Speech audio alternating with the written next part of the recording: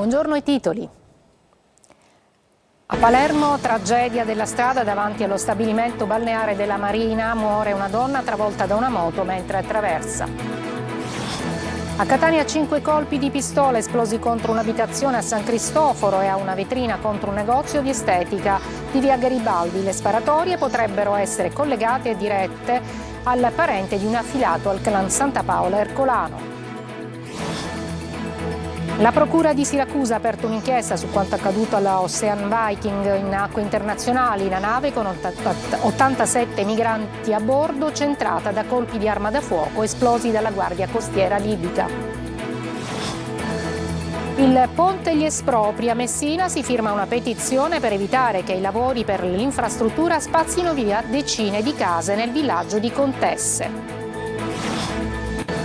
A Villa Abate, alle porte di Palermo, il cimitero del paese è chiuso da giorni. Ci sono 220 bare insepolte.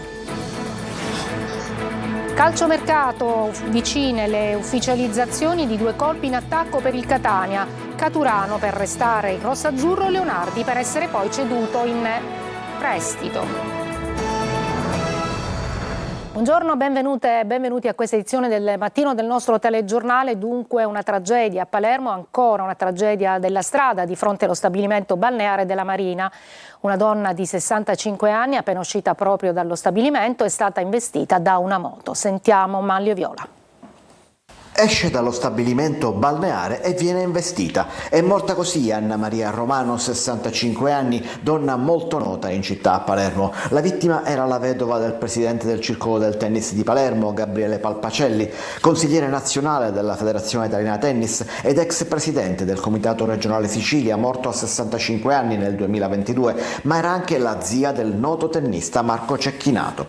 Ad investirla è stata una motocicletta condotta da un uomo di 51 anni, anche lui rimasto gravemente ferito, attualmente ricoverato all'ospedale Villa Sofia. L'uomo si trova al Trauma Center, dove i medici hanno riscontrato un grave trauma toracico che ha provocato l'ingresso del sangue nei polmoni, fratture alle vertebre, compressione del midollo e fratture alle costole. Decisive le prossime ore per capire se l'uomo dovrà essere operato. L'impatto è avvenuto all'altezza dello stabilimento balneare della Marsa, in un tratto del lungomare Cristoforo Colombo che attraversa l'intera borgata e incrocia numerosi stabilimenti balneari lungo il suo percorso. Si tratta dell'ennesimo incidente grave di questi ultimi giorni. Appena qualche ora prima, fra Pachino e Noto, dall'altra parte della Sicilia, lungo la strada provinciale 19, era stato rinvenuto il cadavere di un uomo probabilmente rimasto vittima di un altro incidente avvenuto all'alba. Il malcapitato avrebbe perso il controllo della sua moto, finendo rovinosamente la corsa a terra e perdendo la vita. A Catania ci sono state 2 sparatorie e 5 colpi di pistola sono stati esplosi contro un'abitazione del rione San Cristoforo e una ventina contro un negozio di estetica di via Garibaldi. È intervenuta la polizia. Sentiamo Orazio Longo. Una delle ipotesi su cui stanno lavorando gli inquirenti è quella della intimidazione. Le indagini sono in corso dopo che in via Garibaldi, nel centro storico di Catania, sono stati esplosi oltre 20 colpi di pistola contro una saracinesca di un centro estetico che sarebbe di proprietà della figlia del boss detenuto Lorenzo Saitta, esponente del clan Santa Paola Ercolano e moglie di Giovanni Balsamo, lo stesso che nel 2024 era stato protagonista di un rapimento lampo da parte di finti agenti di polizia mentre si trovava ai domiciliari. I colpi alla saracinesca di via Garibaldi non sono stati gli unici sparati nella notte, perché altri 5 sarebbero stati esplosi contro l'abitazione di via Calabrò, sempre a San Cristoforo. I fatti potrebbero essere collegati. In entrambi i casi è intervenuta la polizia scientifica e indaga la squadra mobile. Repertati i bossoli, è stato necessario interdire il transito della via per alcune ore, riaprendo la circolazione stradale solo una volta ultimate le attività tecniche. Diverse le persone già sentite. Nella zona insistono varie attività commerciali e alcuni B&B. I colpi sarebbero partiti in piena notte, sparati da almeno 2 persone, spaventando anche alcuni residenti svegliati dal rumore dei proiettili. Sono stati ritrovati bossoli di calibro 7,65 e 9,21. E sulla questione della sicurezza in città si fa sentire anche la politica. Il Movimento 5 Stelle ha presentato un'interrogazione urgente chiedendo l'intervento del Viminale con misure adeguate. Non passa giorno che non si registrino furti, rapine e scippi, ma anche minacce e intimidazioni a danno di cittadini, esercenti e turisti, ha detto la deputata Marano, componente della Commissione Antimafia all'Ars. I carabinieri di Palermo hanno arrestato un cittadino somalo di 24 anni per violenza sessuale e lesioni personali. L'aggressione risale alla notte di Ferragosto, quando una studentessa straniera è stata molestata nella zona del Foro Italico. La vittima è riuscita a divincolarsi e a fuggire chiedendo aiuto ai passanti. I carabinieri hanno fermato l'uomo grazie alla segnalazione di uno dei testimoni che aveva visto il somalo nascondersi dietro le cabine elettriche. Colpi d'arma da fuoco contro la Ocean Viking della ONG SOS Mediterranee. La procura di Siracusa ha aperto un'inchiesta sotto accusa l'attività della Guardia Costiera libica, accusata dagli attivisti di aver sparato contro l'imbarcazione. Francesco Loi.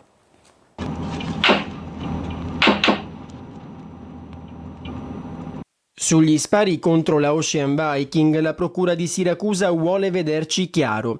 Per questo è stata aperta un'inchiesta. Partendo dai rilievi della polizia scientifica fatti a bordo della nave e dalle testimonianze di equipaggio e sopravvissuti, bisognerà ricostruire quanto accaduto. È il primo pomeriggio di domenica scorsa, quando da questa motovedetta della Guardia Costiera libica partono decine e decine di proiettili.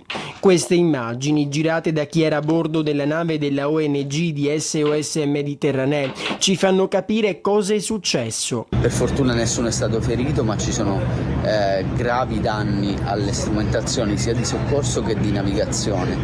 Per 20 minuti si sarebbero susseguiti centinaia di colpi di arma da fuoco che hanno terrorizzato tutti. Adesso la procura, diretta da Sabrina Gambino, è al lavoro per fare chiarezza. Intanto gli 87 migranti, quasi tutti del Sudan, e l'equipaggio sono in quarantena. A Messina un tossicodipendente aggredisce la madre e la compagna per ottenere denaro. La polizia arresta il 31enne per maltrattamenti ed estorsioni. Il 24 luglio era stata proprio la madre a chiamare il 112 dopo l'ennesima minaccia del figlio. Restiamo a Messina, dove è stata avviata una raccolta di firme per spostare nella zona di Contessa il tracciato ferroviario previsto per il ponte sullo Stretto, così da evitare decine di espropri. Francesco Triolo. 1300 firme per dire no a quel tracciato ferroviario previsto dal progetto del ponte sullo Stretto che tra espropri e scavi spazzerebbe via un intero villaggio, Contesse.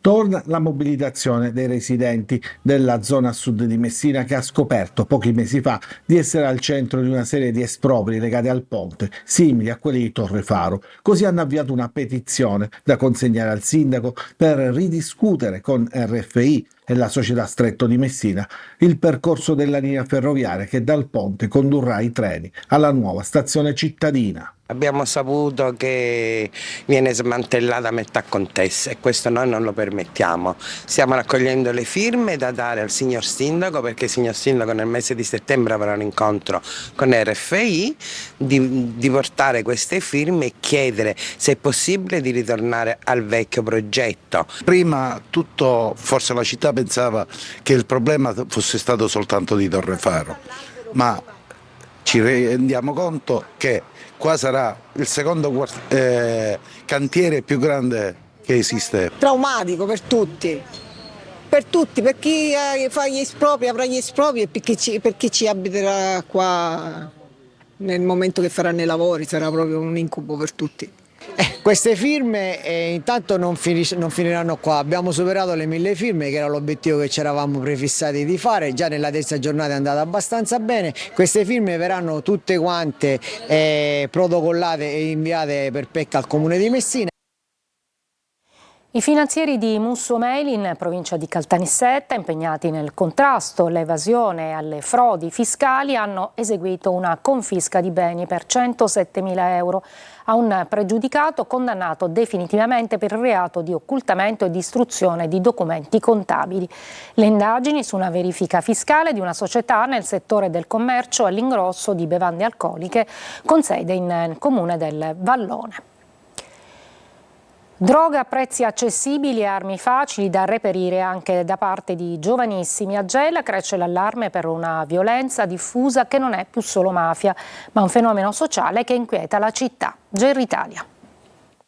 Fiumi di cocaina e crack, prezzi concorrenziali e una facilità disarmante nel procurarsi pistole e fucili. A Gela il mercato illegale non si limita più ai clan, si allarga e diventa quotidiano, un mix esplosivo che alimenta un nuovo allarme sociale. Non siamo negli anni 90, non c'è una guerra di mafia, ma le strade gelesi tornano a essere pericolose. Nelle operazioni più recenti gli inquirenti hanno raccontato di armi usate anche per discutibili questioni personali. A volte basta un like di troppo, un commento sui social e la lite diventa subito conflitto a fuoco. Un fenomeno che travolge soprattutto i giovanissimi. I vecchi incendi d'auto, marchio di fabbrica dei contrasti locali, lasciano il posto alle pistole. Oggi si preferisce sparare e non sono solo pregiudicati a imbracciare le armi. La sparatoria del 16 agosto lo dimostra. Un ragazzo incensurato ha esploso colpi contro il padre del suo rivale in amore, dopo aver trovato un revolver in appena 2 ore. Sul fronte parallelo il consumo di cocaina e crack cresce senza distinzione di ceto sociale. Un quadro totale che allarma la procura di Gela. Stiamo parlando di situazioni che sono estremamente pericolose, cioè ragazzini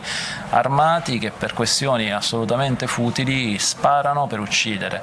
Questa non può diventare una città in cui la gente per un parcheggio non rispettato, per una questione tra ragazzi, rischia la vita. E sto parlando non soltanto dei soggetti interessati ma anche dei passanti, perché poi questi fatti, come in passato a Gela, avvengono in luoghi frequentati pubblicamente e in orari in cui la gente c'è, quindi la gente è normale.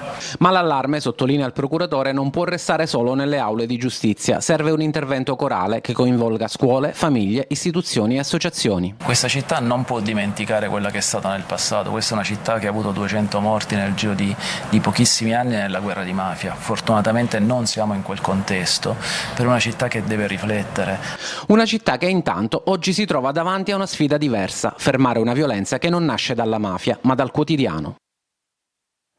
A Valverde, nel catanese, il sindaco Domenico Caggeggi è stato picchiato da un consigliere comunale. L'aggressore, Salvatore Raciti, si scusa e parla di gesto ingiustificabile.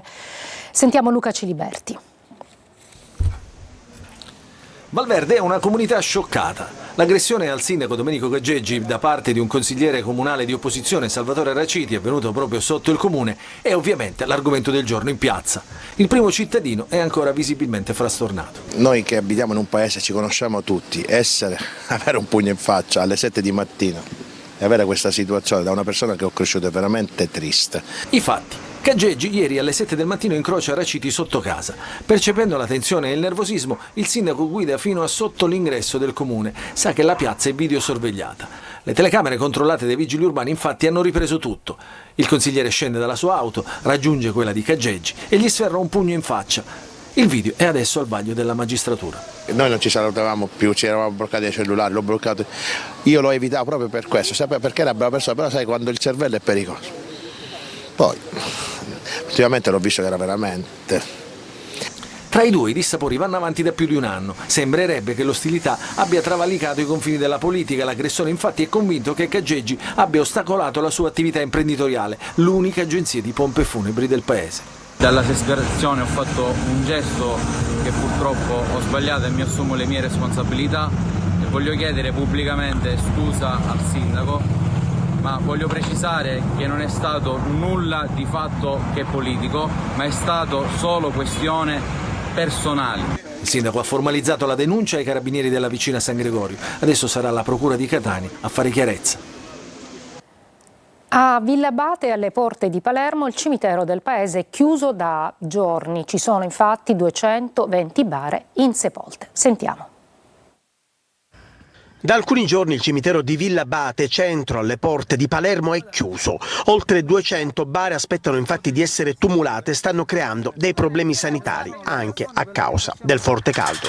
Da qui la decisione del sindaco Gaetano dichiara di chiudere al pubblico il Camposanto. Il cimitero di Villa Abate è chiuso da qualche giorno, come appunto abbiamo visto, disagi soprattutto per i tanti utenti, i tanti cittadini che arrivano qui e ovviamente trovano il cancello chiuso, come questa signora. E ho detto, per favore, gentilmente, se mi potevano fare entrare, tanto non c'è nessuno, ci sono le telecamere, lei non può entrare. Anche tutte persone che hanno l'affetto ai figli, marito, figli, nipote, che che sia. Non è giusto, non è onesto questo. Se ho pensato prima a fare qua. Alle spalle c'è un problema di mancanza di spazio per le nuove salme. L'amministrazione comunale di Villabate sta facendo comunque il possibile per riaprire il cimitero in tempi brevi. Già c'erano dei miasmi, degli odori nauseabondi che purtroppo all'interno del cimitero non tutelavano quella che è l'igiene pubblica. Quindi ho emanato subito un'ordinanza di chiusura proprio per recuperare i fondi, per poter ricofanare e sanificare alcune bare al cimitero. E pensiamo che in settimana riapriremo nuovamente alla fruizione da parte di parenti e conoscenti del cimitero. Problema di spazi, ma anche il piano triennale delle opere pubbliche comunali non approvato, piano che prevede proprio lavori di ampliamento del cimitero. Ma al di là di tutto questo, a pagarne sono gli utenti, come questa signora, che ogni giorno si recava al Camposanto per salutare il marito. Per la seconda volta in meno di un anno sparisce uno dei defibrillatori pubblici collocati a Gela per salvare vite a Largo San Biagio. Un uomo lo ha portato via sotto l'occhio delle telecamere, scatenando rabbia e preoccupazione. GR Italia. Ha aperto il vano che custodiva il defibrillatore, si è guardato attorno e l'ho preso come se fosse un oggetto qualsiasi. Poi con calma l'ho infilato in una busta e si è allontanato a piedi, tutto ripreso dalle videocamere di sorveglianza di Largo San Biagio vicino al cimitero. Un gesto che colpisce e indigna perché quello strumento non è un semplice oggetto, è un presidio salvavita donato assieme ad altri 3 alla città da una società privata di Palermo e messo a disposizione di tutti per le emergenze. E non è nemmeno la prima volta. A settembre del 2024 lo stesso defibrillatore era stato rubato. Pochi mesi dopo, a novembre, era stato però ricollocato grazie alla donazione di un medico in una cerimonia pubblica a cui avevano preso parte anche il sindaco Terenziano Di Stefano e l'assessore alla sanità Filippo Franzone. Oggi la storia si ripete lasciando di nuovo scoperta una delle aree più frequentate della città. Rubare un defibrillatore può essere un problema per chi domani potrebbe avere bisogno di un defibrillatore, perché il defibrillatore è un apparecchio salvavita e noi ne abbiamo necessità e bisogno in questa città e abbiamo necessità che i cittadini siano vigili a controllare le opere e le proprietà del comune. E l'assessore lancia anche un appello al ladro. Si è sempre in tempo a fare una buona azione, lo restituisca anche perché non gli servirà a nulla. Avere un defibrillatore a casa non serve a nulla, serve invece avere un defibrillatore in luogo pubblico perché c'è sempre qualche soccorritore che lo sa utilizzare e quindi si può salvare una vita. Un atto che non è solo vandalismo, ma un gesto che priva la comunità di uno strumento capace di fare la differenza tra la vita e la morte.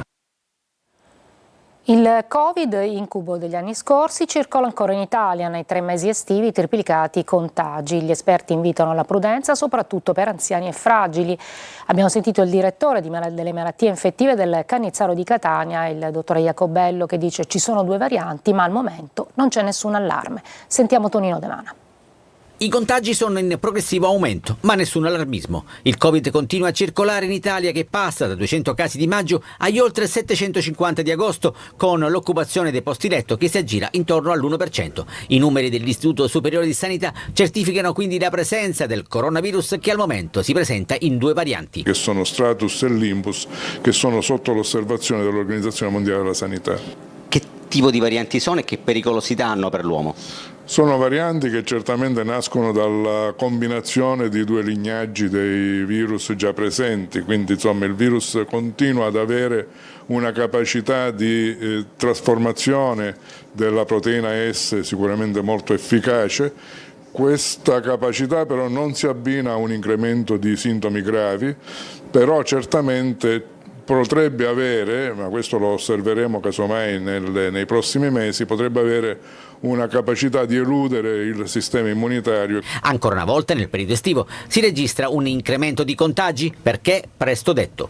Che in qualche modo è anche favorito dal periodo estivo per certi versi, in quanto i rapporti di vicinanza delle persone sono sicuramente migliorati, ma aumentati, e questo ovviamente comporta un incremento della diffusione del virus. Particolare attenzione, come sempre, va riservata ad anziani e fragili. Gli esperti invitano alla prudenza e all'opportunità di effettuare, magari in autunno, un richiamo vaccinale anche per l'influenza. Una breve pausa e poi andremo a Catania per la bonifica di via Calliope.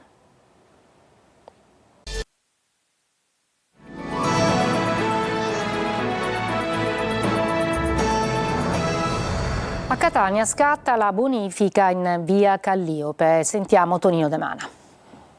Scatterà nelle prossime ore la bonifica di via Calliope, sepolta da tonnellate di spazzatura che gli indomiti incivili scaricano senza sosta e senza ritegno, vanificando ogni sforzo dell'amministrazione comunale. Dopo il nostro servizio denuncia non si è fatta attendere la risposta dell'assessorato all'ecologia e di Gema, che di buon mattino hanno effettuato un primo sopralluogo per organizzare le modalità di intervento, tenendo presente che tra le montagne di spazzatura ci sono anche grossi quantitativi di Eternit. Di sicuro in via Calliope bisognerà cambiare passo. Il sindaco è in prima linea per risolvere questo problema dei rifiuti. Abbiamo fatto tanto grazie anche alle vostre segnalazioni, quelle dei cittadini e i servizi giornalistici puntuali. Dovremmo certamente assumere delle iniziative, capire cosa fare in questa zona. Nelle prossime ore ci saranno degli interventi, però vediamo tanti mobili, tanti copertoni, perché non utilizzare le isole ecologiche? Invitiamo tutti i cittadini a conferire gli ingombranti, gli altri rifiuti, escluso appunto l'organico, nelle isole ecologiche fisse. Oggi ne abbiamo presenti 5 in città e in quelle itineranti che partiranno i primi giorni di settembre nelle varie piazze della città. Una volta completata la bonifica, l'ultima risale all'ottobre 2024, sarà necessario studiare soluzioni e prendere in considerazione anche l'ipotesi della chiusura della strada, che però, a differenza di via Ungaretti, dovrà essere valutata da più enti.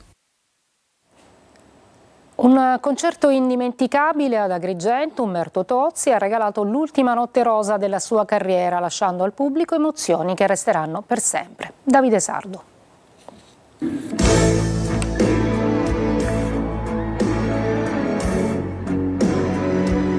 Un'ovazione travolgente ha accolto Umberto Tozzi alla Live Arena dello Sport Village di Agrigento. L'ultima notte rosa, The Final Tour, così si chiama la straordinaria tournée mondiale con cui l'artista saluta il pubblico e dice addio ai palcoscenici.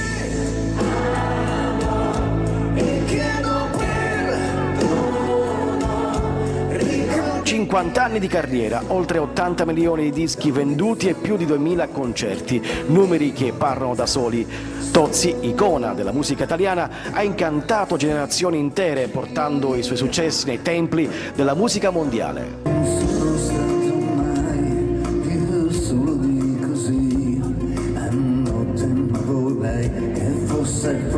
Il cantautore torinese, creativo e carismatico, resterà nella storia per brani immortali come Ti amo, capace di restare in vetta alle classifiche per 7 mesi e vincere il Festival Bar del 1977.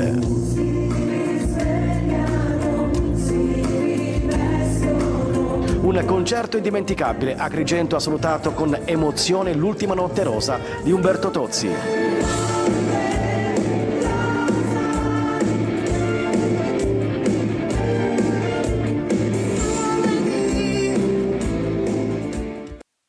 Breve pausa e poi le novità del calciomercato.